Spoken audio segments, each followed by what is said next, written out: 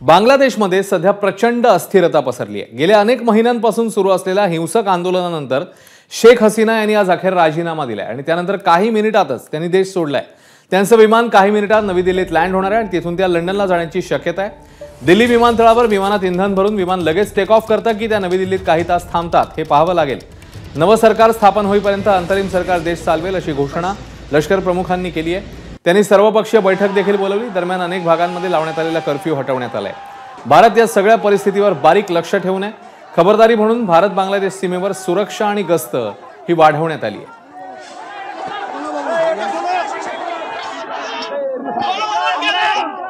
तर ही सगळी स्थिती बांगलादेशमध्ये बघायला मिळते आणि त्यानंतर बांगलादेशच्या पंतप्रधान शेख हसीना यांनी देश सोडलेला आहे आणि त्या भारताकडे रवाना झालेल्या आहेत। भारतात त्या दाखल होतील आणि कदाचित ते डायरेक्ट तिकडून लंडनला देखील जाऊ शकतात।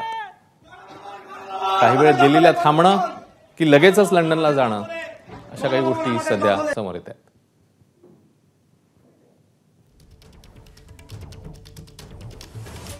तर शेख हसीना यांनी देश सोडल्यावर आंदोलक त्यांच्या निवासस्थानी शिरले आणि त्यांनी तोडफोड केली आहे। इथे काहीशी अचंबित करणारी दृश्य दिसली आहेत, कारण कोणी पलंगावर झोपून बघत होतं तर कोणी फाउंटन मधलं बदक घरी घेऊन जात होतं। 1971 मधील स्वातंत्र्य सैनिकांच्या नातेवाईकांना सरकारी नोकऱ्यांमध्ये आरक्षण देण्यास या तरुणांचा विरोध आहे।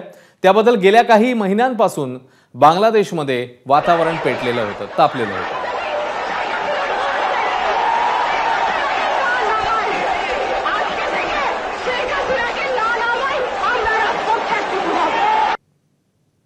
तर अशी सगळी स्थिती बांगलादेशमध्ये बघायला मिळाली आणि त्या पार्श्वभूमीवर आता लष्कराकडे सध्या ताबा आहे। बांगलादेशचे लष्कर प्रमुख राष्ट्रपतींच्या भेटीला गेलेत अशी ही माहिती समोर येते। त्यामुळे सध्या राजकीय अस्थिरता असलेला बांगलादेश आता पुढच्या काही महिन्यांमध्ये अंतरिम सरकार किंवा स्थापन होईल आणि मग पुढे बांगलादेशची वाटचाल कशी होते पाहणं महत्त्वाचं असेल। सध्याची जी अपडेट आहे त्यानुसार शेख हसीना यांच्या पक्ष कार्यालयाला आग लावण्यात आली आहे। आंदोलक आणखी हिंसक झालेले बघायला मिळालेले। अवामी लीगच्या कार्यालयाला आग लावण्यात आली तर आंदोलक विद्यार्थ्यांच्या मागण्या मान्य केल्याचं देखील सांगण्यात आलेलं होतं।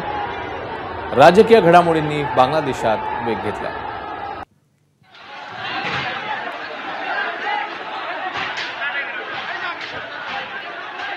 तर बांगलादेश नेमकं का पेटले आपण एक नजर टाकूया। बांगलादेशात सरकारी नोकरीतल्या आरक्षण कोट्यावरून हा वाद पेटलाय। 1971च्या स्वातंत्र्य सैनिकांच्या नातेवाईकांना सरकारी नोकऱ्यांमध्ये आरक्षण देण्याचा निर्णय जो आहे तो मान्य नाही आहे। या विद्यार्थ्यांना आरक्षण भेदभाव करणार आहे, नोकरी मेरिटच्या आधारावर मिळावी अशी मग विद्यार्थ्यांनी मागणी केली आहे। 2018 साली झालेल्या निदर्शनांमुळे शेख हसीना यांनी आरक्षण रद्द केलं। तर जून 2024 मध्ये आरक्षण पुन्हा लागू करण्याचे कोर्टाने आदेश दिले। त्यामुळे बांगलादेशात पुन्हा एकदा तीव्र आंदोलन सुरू झालं।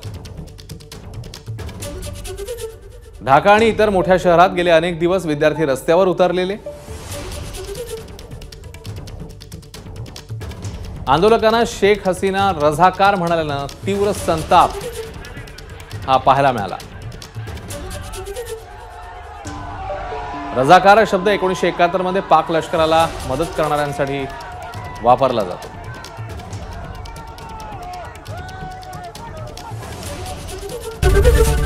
एबीपी माझा, उघडा डोळे बघा नीट।